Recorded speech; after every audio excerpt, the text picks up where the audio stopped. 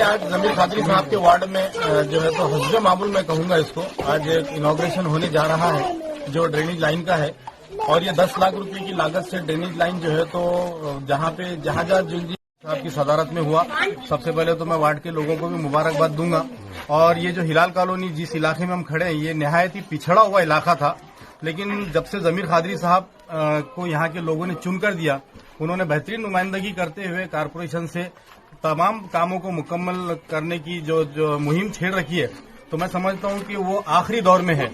अब इसके बाद में ये ड्रेनेज का काम होने के बाद में इसके बाद पानी की लाइन मैं समझता हूँ कि 8 से 10 दिन के अंदर जो पानी की लाइन का काम चालू होगा।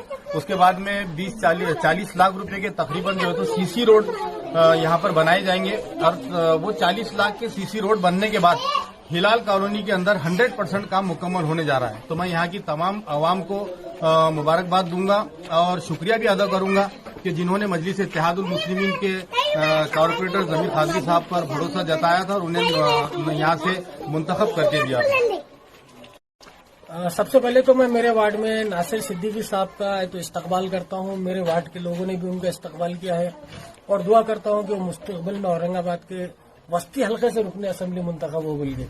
इससे पहले आप जानते हैं कि नासिर सिद्दीकी साहब ने तकरीबन 70,000 वोट लिए थे और ये हमारे लिए बहुत फख्र की बात है कि कुछ वोटों से हम जरूर रह गए थे, लेकिन हर बार जो पहली शिकस्त होती है वो कामयाबी की सीढ़ी होती है, ऐसा मैं जानता हूँ। जहाँ तक मेरे वार्ड की बात है, मैंने 5 वर्षों में बहुत कोशिश की कि जिन इलाकों को पूरा कर सकूं। सबसे पहला मसला तो हिलाल कॉलोनी में कभी पानी की बूंद नहीं देखी थी लोगों ने कि नल से भी आ सकती है, और अल्हम्दुलिल्लाह अल्लाह की मदद से मजलिस इत्तेहादुल मुस्लिमीन के तमाम कारपोरेटर्स जो मेरे साथ में थे, नासिर सिद्दीकी हो या बहुत से कारपोरेटरों ने मुझे उसमें मदद की और अल्हम्दुलिल्लाह आज हर घर में पानी आता है। लेकिन कुछ इलाकों में आज भी है तो वो दुश्वारी जरूर है, जैसे जलाल कॉलोनी का इलाका है और हिलाल कॉलोनी के जो आखिरी के जो हिस्से रह गए थे गलियों के, तो मैंने कारपोरेटरशिप जाने के बाद ये नुमाइंदगी करके अल्हम्दुलिल्लाह तो 6 गलियों की पाइपलाइन मंजूर कराया हूँ और बाज़ाब्ता मंजूर हो गए। कमिश्नर का लेटर भी है तो कंपनी को पहुंच गया है और यहाँ पर काम शुरू होने वाला है। 20 तारीख तक इंशाल्लाह यहाँ पर पाइप आएंगे और जलान जाएगी। ये एक तारीखी कारनामा है मजलिस इत्तेहादुल मुस्लिमीन का कि ऐसा भी मुमकिन हो सकता है कि 5 साल में तकरीबन वार्ड का काम हो सके। अब अगर मेरे वार्ड का जायजा ले तो अब तक 64 रोड बन चुके हैं। मैं समझता हूँ औरंगाबाद की तारीख में शायद 5 वर्षों में किसी वार्ड में इतना बड़ा काम हुआ होगा। इसके अलावा एक हॉस्पिटल आ गया है, गार्डन आ गया है, ओपन जिम है, काम नदी की एक दीवार आदि बनाने में कामयाबी मिली है। अस्सलाम वालेकुम। आज एक हमारे जो घर के पास में जो ड्रेनेज लाइन थी एक, आज उसका इफ्तिताह हुआ है हमारे लीडर जमीर कादरी साहब, लीडर नासिर भाई के हाथों से। और यही गली में काफी प्रॉब्लम था बहुत, ड्रेनेज लाइन का और पानी के लाइन का। तो अल्हम्दुलिल्लाह आज तो समझो ड्रेनेज लाइन का जो प्रॉब्लम है ये सॉल्व हो चुका है और काफी जल्दी पानी के लाइन और सीमेंट लाइन का भी प्रॉब्लम सॉल्व होने वाला है। और इसके अलावा भी जो है आप देखें जो हिलाल कॉलोनी में, आरिफ कॉलोनी में, जलाल कॉलोनी में जो काम हुआ है एक हिस्टोरिकल काम है कि आज तक कभी मैंने मेरी लाइफ में, और हम जो डिस्कस करते हैं ग्रुप फ्रेंड सर्कल्स में, एक फैमिली में बैठ के जो डिस्कशन होता है कि वार्ड में जो काम हो रहा है और जो कौन कैसा काम कर रहा है, तो अल्हम्दुलिल्लाह इसमें सबसे पहले टॉप और दिमाग में जो नाम आता है नॉर्मल सिटीजन के, सबसे पहले एक ही नाम आता है वो जमीर कादरी साहब। तो बहुत बेहतरीन काम हुआ अल्हम्दुलिल्लाह। और इसके अलावा तुम देखेंगे कभी मोहल्ले में कभी कुछ प्रॉब्लम नहीं आया, कभी कोई अधिकारी ने आके ब्लैकमेल करा, कोई एमएससी वाले ने ब्लैकमेल करा, कभी आज तक कुछ प्रॉब्लम नहीं आया है अल्हम्दुलिल्लाह। और हर रोड आप देखेंगे जलाल तक अब सीमेंट रोड हो चुकी है, जलाल कॉलोनी तक जो है अपने पानी की लाइन आ चुकी है। इतना काम आज तक ये जो 30-40 साल के जो इसमें अभी तक तो कभी काम हुआ ही नहीं। तो महानगर पालिका की हिस्ट्री में मैं बोलूंगा this is the first time कि इतना काम अल्हम्दुलिल्लाह ये वार्ड में हुआ है। सेकंड थिंग, मेरी जो लोग ये जो वीडियो देख रहे हैं या स्प्रेड कर रहे हैं, मेरी एक रिक्वेस्ट रहेगी कि फ्यूचर में भी कभी तो आज ये है, आज फ्यूचर में इलेक्शन है ये है, तो आप देखिए कैसा हमको किस टाइप का लीडर चाहिए।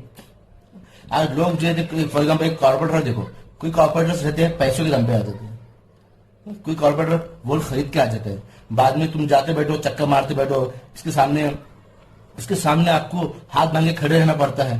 अरे कि भाई वो लीडर है, वो सेठ है, नहीं लेकिन आप तुम देखेंगे जमीर खादी साहब के पास ऐसा है कि एक फ्रेंडली है, लोग जाते हैं एक अच्छे रिस्पेक्ट से, दोस्त फ्रेंडली एटमॉस्फेयर है, तो उसमें बात करते कि जमीर भाई ऐसा प्रॉब्लम है, जमीर भाई कभी नहीं बोलते अल्हम्दुलिल्लाह। नहीं तो आप तुम जाओ कि ये सेठ के पास जा रहे हो, होटल वाले सेठ के पास जा रहे हो, वो बेकरी वाले सेठ के पास जा रहे हैं, क्या उनके पास में आप रिक्वेस्ट कर रहे और बात करने में डर रहे कि काम होता या नहीं होता, लेकिन यहाँ पर ऐसा माहौल ही नहीं है। जमीर भाई के पास ऐसा फ्रेंडली नेचर है अल्हम्दुलिल्लाह, आप कभी भी जाओ काफी अच्छे से काम हो, आपको रिस्पेक्ट देते हैं। ऐसा नहीं कि आप एक सिटीजन बोल के अरे मैं कॉर्पोरेटर है, ऐसा कुछ में एटीट्यूड नहीं है, आपसे अच्छे से बात करेंगे और आपको इंशाल्लाह पूरी कोशिश करते हैं जो भी आपका प्रॉब्लम है वो आप सॉल्व हो जाए बोलकर। तो मेरी ये रिक्वेस्ट रहेंगी कि फ्यूचर में कभी भी ऐसा कुछ इलेक्शंस है ये है तो आप ये बात सब सोच समझ के वोट करना चाहिए कि सामने वाला जो पर्सन है, जो कैंडिडेट है, उसमें क्या इसमें क्वालिटीज है। आज जो ऐसे बंदे कैंडिडेट जो पर्सन जो इंटरेस्टेड है पॉलिटिक्स में, वो पैसों के दम पे अपने इलेक्शन की लड़ने के लिए खड़े हो जा रहे हैं, और जिसको कुछ एबीसीडी नहीं मालूम, वो बाद में पैसों के दम पे तो जीत के आ जाते हैं, लेकिन बाद में जो हाल होता है एक एरिया का, अपने वार्ड का, वो बता नहीं सकते कैसे रहता है। लोग जाने भी डरते हैं, काम होता नहीं है, वो बोलते हैं कि मैं पैसे देके वोट खरीदा। ठीक है, तो ऐसे मैं ये बोलूंगा कि आप देखो कैंडिडेट कौन है। फॉर एग्जाम्पल जैसे जमीर खादी साहब, आप उनका पूरा बैकग्राउंड देखो कैसा है। इट फ्रॉम एजुकेटेड फैमिली है, एजुकेटेड है, और एक जर्नलिज्म जो है पेपर था, राहबर पेपर अल्हम्दुलिल्लाह वो भी है, उससे कॉन्टेक्ट उनको मालूम है।